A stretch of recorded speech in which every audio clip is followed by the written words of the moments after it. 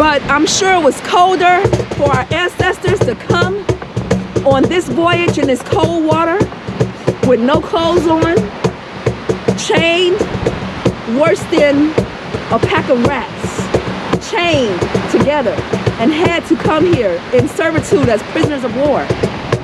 And so we are gathered here today in honor of their lives. And through us, we turn the pain into power, their tragedy into triumph by honoring them today. Yes. And living a purposeful life because we carried their DNA. And because of our strength, because of their strength, we are here. Yes. We are here. We are here. Their chromosomes run through our veins, run through our blood. The mitochondria run here. Somehow, some way, with everything against them, we are here. That's phenomenal. Right. That is phenomenal. We rise. Woo! And we carry on that legacy. We carry that pain, and we make it worth something. Worth something to educate, to learn love, to carry on. Come in closer. Come in closer. I don't want you to have the wind. Good, actually. I really do feel like the ancestors are with us. They're always with us. I remember when a lot was going on in the media with Black people getting shot down, killed for nothing. We all came together, we organized, and we were out in the middle of a field and with clear skies, absolutely clear. And when all of us got together and we started talking about our pain and the frustration and the history and what are we gonna do, I kid you not, just like it's windy today, a huge storm rolled in quicker than we could even move. And I believe it was nothing but the ancestors. They're with us. We can call on them at any time. When we're upset, they're upset. And they help us in our everyday life to keep rising and to keep surpassing even their wildest dreams. Yes.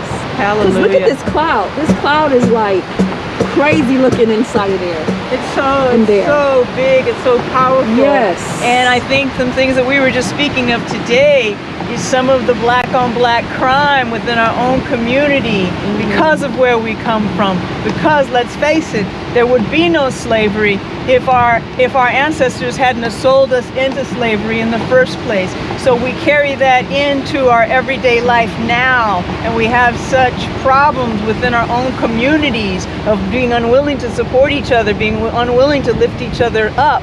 And I just think in the name of our ancestors who survived and were able to make it here so that we can exist, so we can be here, I just think it's so important to acknowledge that pain within our culture, and try to take it, move it forward, and try to abolish some of those practices that are still out there today that we're still suffering under right now.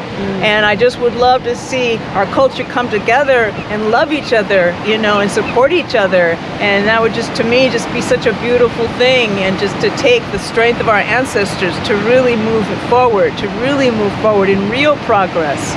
Because that's why things just go round and round, but we never seem to get anywhere. It never seems to change, That's right. So I'm just really happy for the beautiful souls that are here right now, because we're coming together in unison and in solidarity as one, and it's beautiful, and it's windy and it's eerie, and there's a big cloud out there, but we freezing. just know it's crazy And cold. they took this journey on the water. They had to. From 17 million. And 15 million only made it over here. That's right, and the millions that didn't make it, the millions that were dumped overboard and lost their lives even in the transit. Yes. Even in the trade before they could even get here. It's just it's just wonderful to have a memory of this, an acknowledgement of this, to think about these things in our day-to-day as we move forward. I just think there's so much work to be done, and I think when we really lean on Spirit to guide us, I think we get a lot further ahead, you know. I myself have had to just remind myself not to lean on the experiences of people or circumstances, but to just really depend on Spirit to guide me, Spirit to move me forward.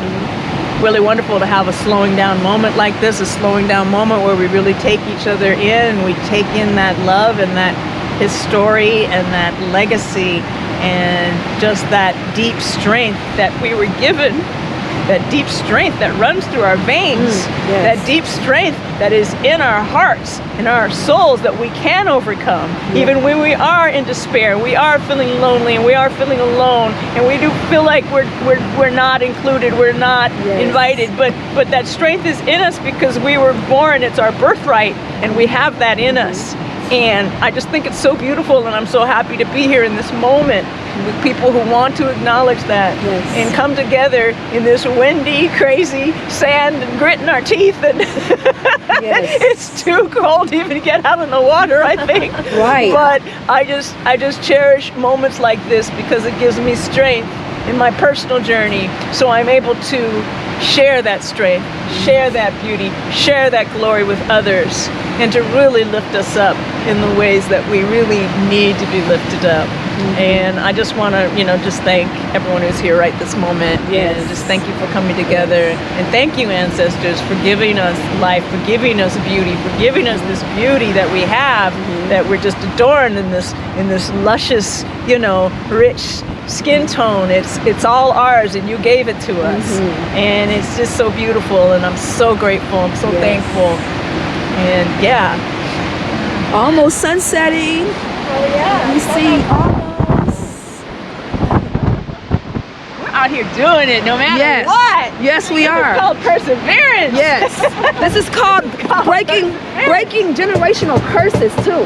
Breaking generational trauma. Cutting the cords. Yes. We can show up for protests. Yes, we're supposed to show up for protests. But doing generational work and healing, saying that we are healing, we are changing the very fabric of our DNA by being here, by communing with the sea, the air, because we're all nature. We're a part of nature. And those who passed away in the ocean, they are nature too. They are here. They are around us. So the very fact that we are here, we're changing stuff on a spiritual level. Absolutely. In the DNA. This is post 57 years ago in segregation. We are here. We still doing this work. And we are standing on the shoulders and the promises and the intentions of our ancestors, what they had for us. That's why we're here. That's why we're here. They tried to mix us up. And they're still trying. And yes, they took away our language, took away our identity, our religion, everything. Everything. And we still kept that tradition? What? How? We some bad mofos. We are bad. We are powerful more than we think we are. Who are collectively doing this with the United Nations to be in solidarity of this day of remembrance, that we are remembering that they were royalty. Some of those prisoners of war were royalty. Absolutely. Some were warriors. Some were loving husbands and fathers and children and artists and creators. And those people came through us.